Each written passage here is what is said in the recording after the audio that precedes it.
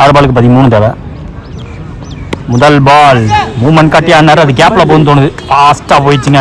So first ball 4 run. அங்கே pierce the gap ஸ்கொயருக்கும் ஃபைனலுக்கும் நடுவில். செகண்ட் பால் இதே மாதிரி குத்தி போட்டாங்க, ஸ்லோவாயிடுச்சு, தடுக்க நிறைய வாய்ப்பு. இப்போ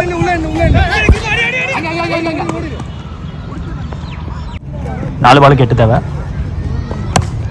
well watch and well bowled. குத்தி போடலை, ஏறி போன பார்த்து ஃபுல்லராக போட்டாங்க. ஸோ விக்கெட்டை பற்றி யோசிக்கல. 1 run plus run out again. 3க்கு 7 தேவை. 2 more.